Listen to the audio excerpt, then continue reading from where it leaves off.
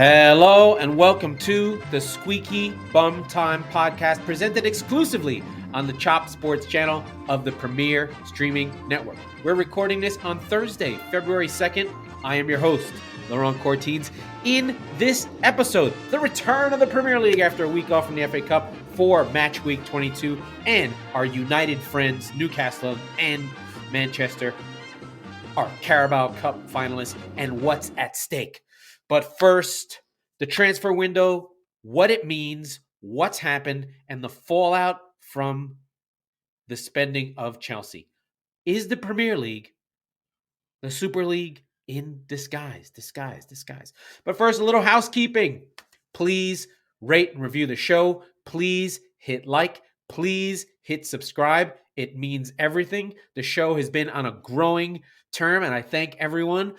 Please go to Laurent Courtines on YouTube, and you'll find transcripts of the show and replays of the show. So please hit like, hit subscribe. Please rate and review the show. It means everything to me, and I really, really appreciate it. But let's jump right in to the show, the transfer window. What happened? What is going on with the rest of the world? So, as you know, we covered a little bit of the transfer window at the beginning of last week's show, just going through all the comings and goings. We had Enzo Fernandez, young star of the World Cup, come from Portugal to Chelsea. Chelsea getting Murdoch. Chelsea signing players left and right, to the point that Chelsea spent more money in this window than all 5 European teams combined.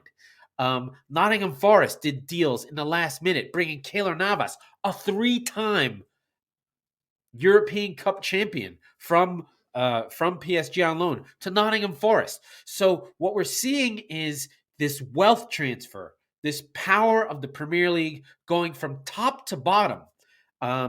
Just an amazing display of money, power, and the power of a league over the power of teams. I'm going to go through a little history lesson here. Why did this happen? So if you guys don't know this, England was the first league in the world. The English league was based on, people don't know this, based on the baseball league to set schedules. And I believe it's 1883 is the first league, whatever it is.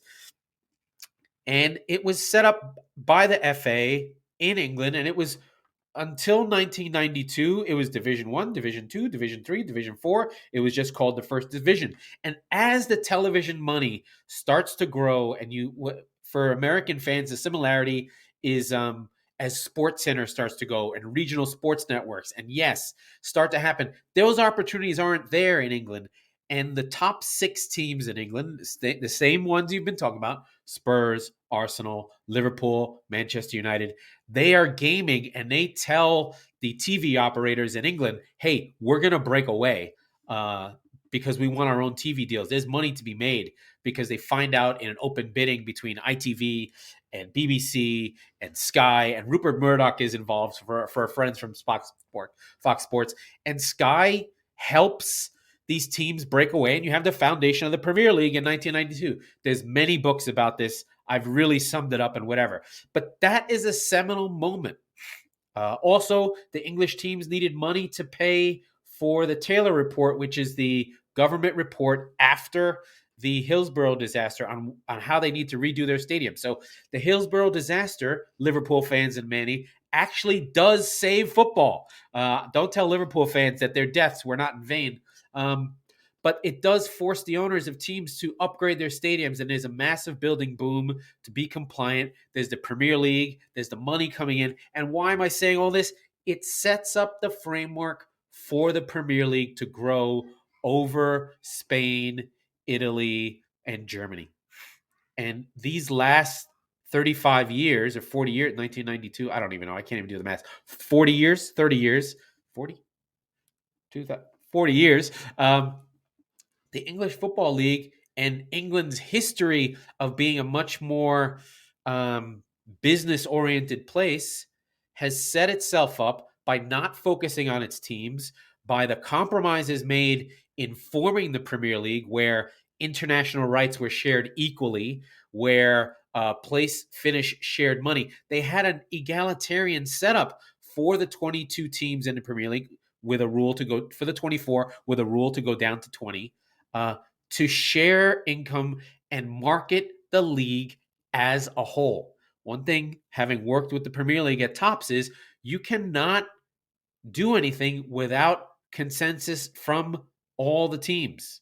All the teams. You need to either have consensus or 75% of the teams. That's why they talk about the other 14 in the Big Six. They can't break the other teams. They need each other. So there's this push-pull that happens with the Premier League, and it has pushed it to have a level of revenue and money that we just saw.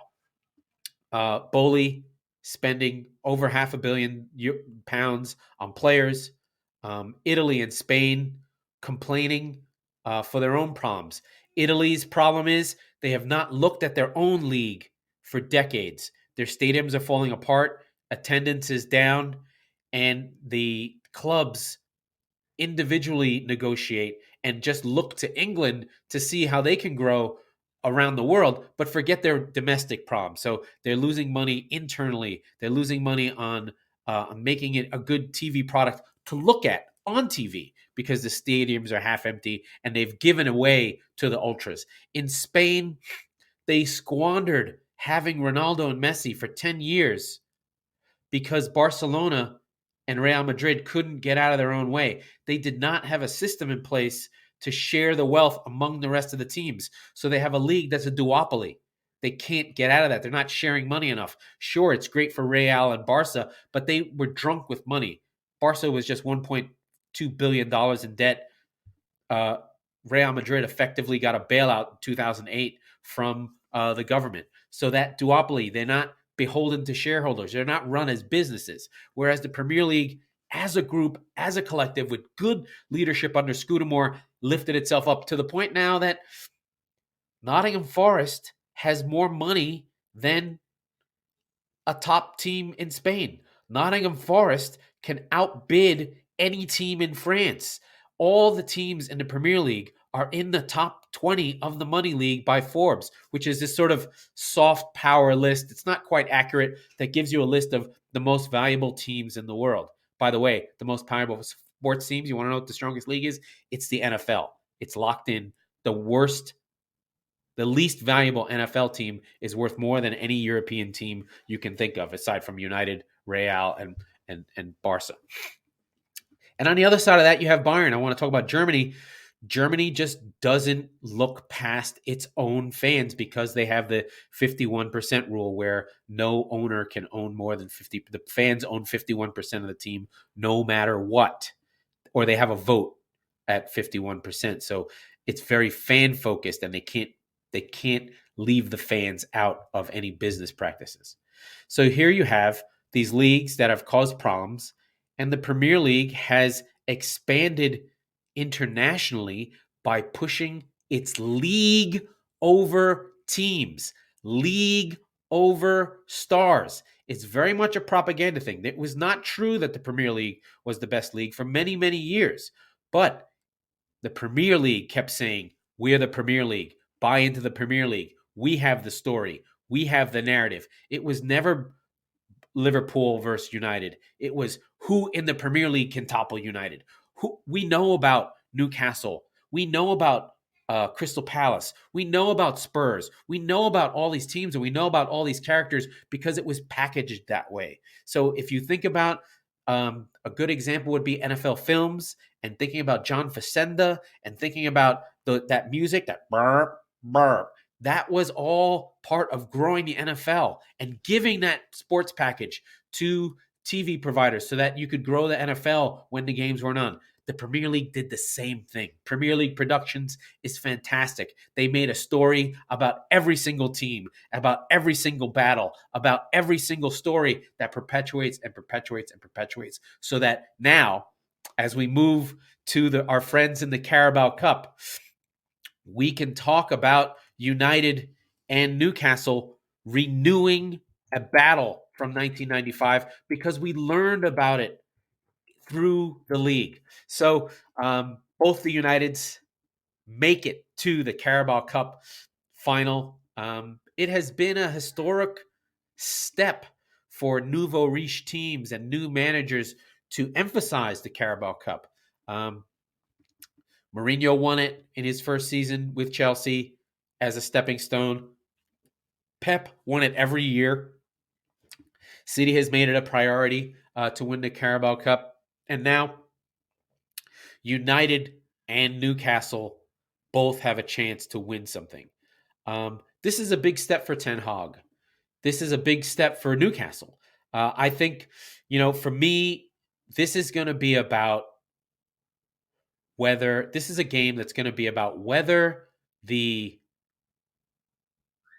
talent of United can match the passion of the Newcastle fans. For Newcastle, this will be a chance at their first trophy since 1955 and their first final since 1999 against the treble-weight of being United. So this was a moment for Newcastle fans who remember 99. They had Shearer. They had just gotten him. It was a final under Ruud Gullit, and they thought that they were right there. They had Bobby Robinson would come in after that, and they would make, in the mid-2000s, they would make the Champions League.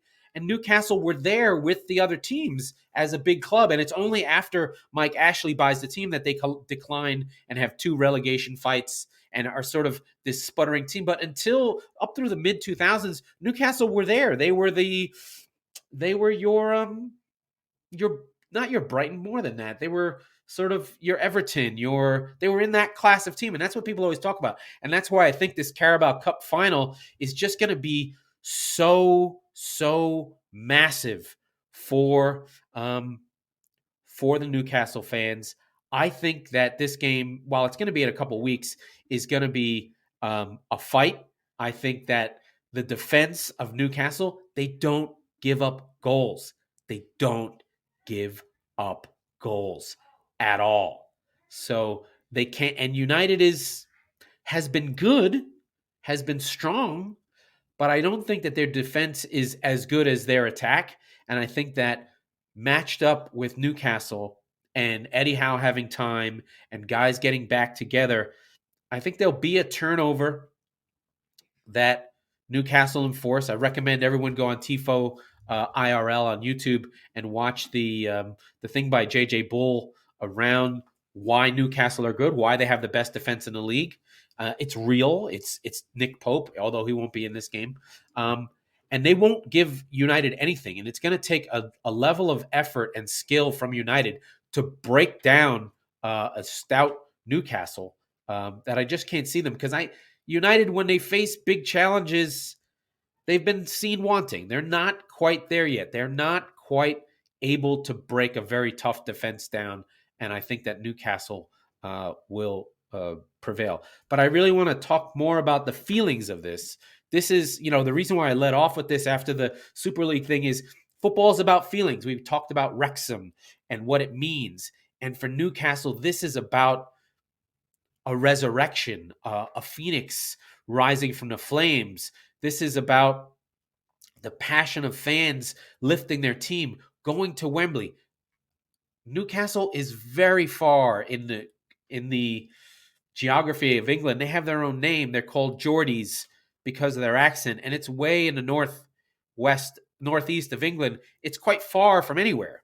So they have their own unique feeling, and they bring a certain chip on their shoulder and a certain pride about being from Newcastle because it's the only city really nearby.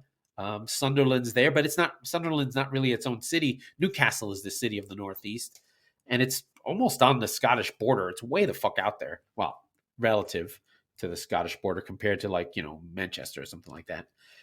And they bring a pride and a level of love of team that is more in line with Wrexham than your Chelsea supporters, your Arsenal supporters who are cosmopolitan and city dwellers and have all the international stuff.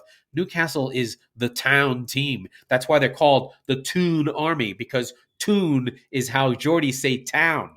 So they're Toon. It literally comes from that. So it sounds weird, but that's what they are. So I'm pulling for Newcastle in that one, and I think that's where I would want to go. That's who I would want to play for. That's who I would want to pull for. But we go into the league. Wow. Premier League's back after 2 weeks, and we start the week off with an amazing London derby that is involved with all that transfer stuff. There we go. Chelsea, a brand new team, essentially rebuilt on the fly. João Felix, Enzo Fernandez, Mikhail Modric, just tons of dudes just now in here. They're at home at Stamford Bridge, and here they go. They've got to play Fulham, a well-drilled, tough team. Didn't do anything in the transfer window. Fulham are just ready to go as they are. Let's just break that game down a little bit, have a look at where things are for them. Just going to go look at the old Who Scored, my favorite sort of quick site, just to give you a sense of what's going on there. And the teams come with just so much change, unknown what's going to happen. We have, a little bit more transfer stuff. They've lost Jorginho. Jorginho has moved on to Arsenal. An amazing turn of events, and we'll get to all the individual changes. I got swept up in the Super League stuff around the transfer window. Forgot to talk about individual players who've moved on. Jorginho is now an Arsenal player. But that means that Fernandez will be in the midfield with Mount and Kovacic likely. Ziyech almost transferred to PSG, and they got the paperwork wrong. He went to Paris and was stuck there and now had to come back to London. So I doubt Ziyech will play, but there's still the list of missing players for Chelsea is this: Broja, Pulisic, Conte, Sterling, Zakaria, Mendy, Fofana, João Felix on a red, Reece James and Ben Chilwell, both doubtful getting there. And then for Fulham, they've got their whole gang: Pereira, Mitrovic, Willian, Cordova-Reed, Paulinho, Reed, what a group, Ream, Tete. Robinson was rumored to go to City, but never did. This is a game that, with all the spending and all the activity with Chelsea has to win this game at home. It is not an option for them. They must win this game. This is about as big a game as Chelsea has had probably since Abramovich came in. I mean, I'm not even being funny. I think the way their form has been with all they've done, they have to get a result. This is not okay to draw. You've got to get a result, Graham Potter. I love you. You're fantastic. But can you reach your players? When you think about the players on this team and the levels that they are, when they walk in the dressing room at Chelsea and Stamford Bridge, do they get the sense that they're expecting to see a Champions League level manager? Like, should it be Tuchel? Should it be Ancelotti? Should it be Pep? Should it be Klopp? And then you walk in and it's Graham from Solihull. So this is where the power of Graham Potter has really got to be strong. He's got to have a strong personality and explain to the players, hey, I may not have the pedigree that you do, but I'm going to help you be better, even though I've not been in the World Cup final the way Fernandez has been. So an amazing game, an amazing Enzo Fernandez will probably play and start, especially as Jorginho's left. So amazing stuff.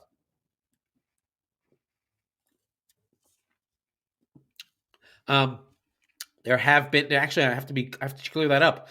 Fulham did bring in Cedric Suarez from Arsenal. He wasn't playing much. He was a backup fullback.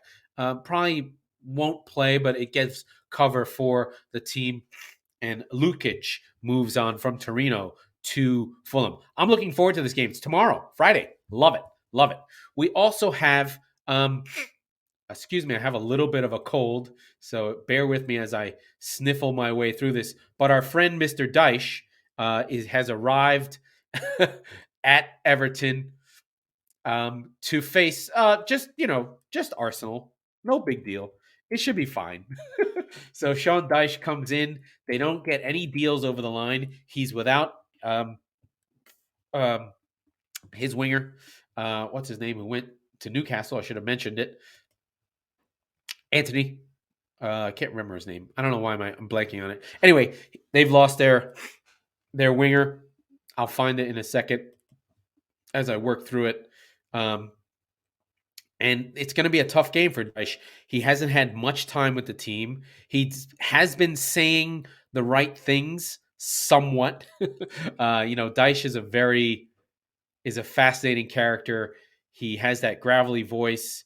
You feel like he's gonna move the team forward almost always. But oh god, I'm so embarrassed. I can't remember the guy's name.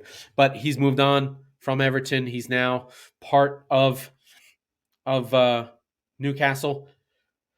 But yeah, I see this game as, listen, it's at the Emirates. Dyche has got his work cut out for him. I think I know this. You know this. We all kind of know, as good as a dude as Frank was and is, Frank Lampard. He's not a good defensive coach, and when teams leave, when he leaves teams, especially with Chelsea, we found out very quickly that he can't defend, and Tuchel turned his team around and got it going in the right direction right away. I have the name, Anthony Gordon. Thank fucking Christ. He'll probably jump in for Almiron, honestly, because Almiron's magic goal dust has disappeared. So maybe Anthony Gordon will take on for Almiron. He's the guy that I always thought had the weakest link within the team. But Dyche will take over. He will assess the team. He'll obviously know Tarkowski. He'll obviously know some of the players who came over that he already had with him. Tarkowski, he knows. Cody, he'll feel good with Calvert-Lewin. Iwobi, I'm curious about what he'll do with Iwobi. He'll try and play Michael Keane, who's been hurt, thank God, because he stinks. But we'll see. This will be Dyche's first game. It is at home, so you'd like their chances. If they get a reaction from Everton against Arsenal, this would be an amazing, amazing, amazing result. So come on, you Toffees. Please put the hurt on the dreaded Arsenal. It could happen. Listen, Everton got a draw against City, so anything is possible. But it's a crazy old game, and we're hoping that happens because, good God, I need it. Speaking of my team, we go on and face Spurs in a game that will have no Antonio Conte, because Antonio Conte has had his gallbladder removed. He looks like he had something going on, had some surgery. He's going to miss the game. I'm assuming that Mason, what's the guy who cracked his head? My names are all off. I can't remember anything. I got dad brain. But the big thing was Cancelo moved on to Bayern Munich. Pep and Cancelo had a massive fallout right away. Incredible that Cancelo, who was seriously City's best player not a year ago, has now moved on. Spurs always cause problems for City. I would expect Spurs to sit back and just soak it in and let Kane and Son run on. We'll see. Maybe Spurs will be better without Conte. Maybe they'll play a little bit different. Maybe they'll push on a little bit more. It's an interesting game, always a tough game, especially at Stamford Bridge. Always troublesome. But I like City's chances. We only played a couple weeks ago where Spurs went up 2 and City came back and smashed them. That was the replay. And this is just another game. I don't think Spurs has the mentality right now. They're a little fragile to think that they can beat City. It was only 2 weeks ago, January 19th, that City defeated them pretty easily. But the first half was bad from City. And that's when Pep blasted the team and said they were terrible. And that was sort of the first moment where we were like, holy shit, what the fuck's going on with Pep? He said, Arsenal are devils and they will destroy us if we play like this. So, and that was before the FA Cup game and whatever. So Haaland will be looking for a big one. We know these two teams have incredible players. I'm just hoping City get a win because it can't lose anymore. No more losing. Not a chance to lose. And so that's the big deal there. In other notable matches, and then we'll run through the rest of them. Also on Sunday is Nottingham Forest Leeds. For our friend Chris, this is a big one. This is old school. This is Clough. This is damned United. This is about as 70s blood and thunder as football gets. If we love Wrexham and we love stories and we love Nottingham Forest and we love Newcastle, Forest versus Leeds is about, you can close your eyes and almost see the red shirts and see the white shirts and see the blood and see the mud and see the 4-4-2 and see the yelling and Don Rivy and Clough and all the fighting that went on. And it's just one of these things where certain team names just invoke football history. And Forest and Leeds do. Leeds are without Rodrigo, who's out for months. He did his knee in. But Leeds do have Weston McKennie. So the United States of Leeds continues. We now have 3 major American players. The spine of the team is American now. We've got McKennie, Adams, Aronson, and Marsh all playing for Leeds. They deserve it. I mean, McKennie had been at Juve all this time. Adams was fantastic during the World Cup and is the engine that makes Leeds go. And so those two teams will face each other. Nottingham Forest added their 28th and 29th players. Keylor Navas came onto the team. I don't even know who's on Leeds anymore.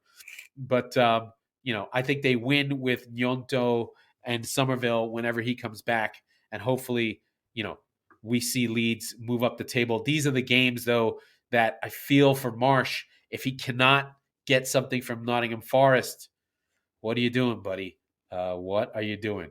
I love Steve Cooper. This is a probably evenly matched game, I'd say. I think Forest, we still don't know what they are. There's still more players to move into the team. There's still more to do. Steve Cooper is doing an incredible job. They're out of the relegation zone, and so are Leeds, but these guys will want points from these games. And I just keep staring at the 2 stars above the tricky tree for their 2 European Cups.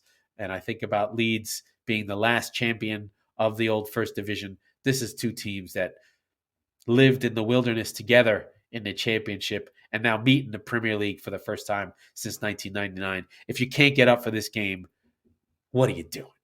What are you doing? Really? It's like these are just such classic big-time games and just put so much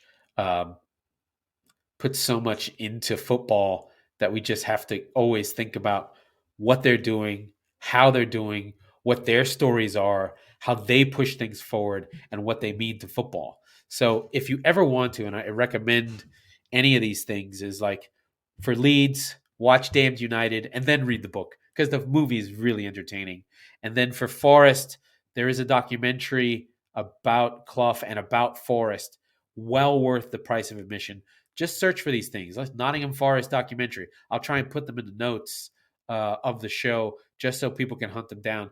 There's so much to learn, especially if you're an American fan or if you're a young English fan and you just kind of follow along with football without really learning about it.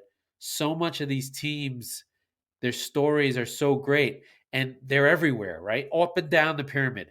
Every team has stories. I just think about Wrexham all the time now. That story has just taken off in the U.S. and we push forward with Leeds and Forest as our proxy for where we think we are, where we think things are happening, where we think we're pushing things forward. It's just an amazing feeling about where we are with these teams right now and what they mean and all the rest of it. So rambly today. I'm on medication. I'm doing it for you. I'm doing it for you people. I love you. I need you. So I do the show for you, even though I'm fucking knackered and out of it. But I'm going to kick on. So we're just going to go through the rest of the fixtures. We talked about Fulham and Chelsea, talked about Arsenal. We talked about Leeds. We talked about City. But let's just go through the rest of the fixtures. Also on Saturday, Aston Villa, Leicester City. It's a derby. It's not really a derby. It's a derby for Leicester. Aston Villa doesn't think about Leicester at all. They want to be where Leicester are. I think Unai Emery has definitely righted the ship there. Again, Leicester, no transfers. What are you doing? But one thing that did happen, the chairman of Leicester has written off all their debt and made it into equity. So that's cleared the books for Leicester. I don't know what that means, but it means something. Wolves get Liverpool. Liverpool also inactive during the transfer window. They made all their moves, but none of them are a midfielder. So I suppose they're waiting. Of course, Klopp had to complain about money because that's what he does. By the way, Liverpool fans, let me look in the camera and talk to you people. Stop with the FSG out, okay? Stop, okay? Stop.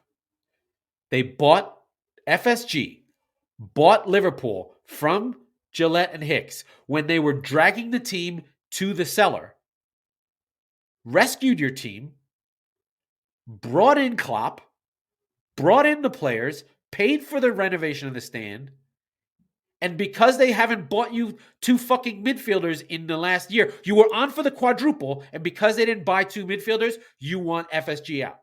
Okay? Shut the fuck up. You people are crazy. Okay, sorry about that. But Wolves play Liverpool away from home. Liverpool, there's no reason for me to think that Liverpool will beat Wolves. Sorry. This is a draw written all over it. In fact, I would bet on it if I could find the betting numbers. United, Crystal Palace. Crystal Palace without Zaha, I don't see United losing, especially the way they've been playing at home. I believe that United are unbeaten at home in 15 games. Brighton, mighty Brighton, play Bournemouth. Bournemouth signed a striker, I believe. Again, big money, more money than half of Serie A. Brighton sat pat. They did hold on to Caicedo. Caicedo went nowhere. United do sign Sabitzer. So this is a midfielder to replace Eriksen, who did have his legs taken out by the Shagger in the FA Cup. He is out in the Reading game, injured until May. No more Eriksen. Goodbye. Sabitzer should be a good replacement. Then Brentford versus Southampton. Southampton made a lot of moves. Southampton grabbed a handful of players from lower divisions, so they're trying to not get sacked. Southampton really want to play for this. I do like Southampton. I think that they're a good little club. I'd love to see them stick around, but I mean, someone has to go down, and it feels like Southampton are the team to go down, but we'll see what they come up with. I do like the team. Again, I still think they need a keeper. I don't like Bazzuno at all. I don't think he's a good keeper at all. But I just want to make sure that I've got their manager's name again because I keep forgetting it, and I want to make sure I know it. I'm just looking through it. Sorry, gang. I'm a little bit funky right now. Yes, my friend Nathan Jones. My friend Nathan Jones. As long as James Ward-Prowse is on that team, he's going to fight as hard as he can to keep that team alive and well. Keep that team alive and well. Other fixtures as we go through.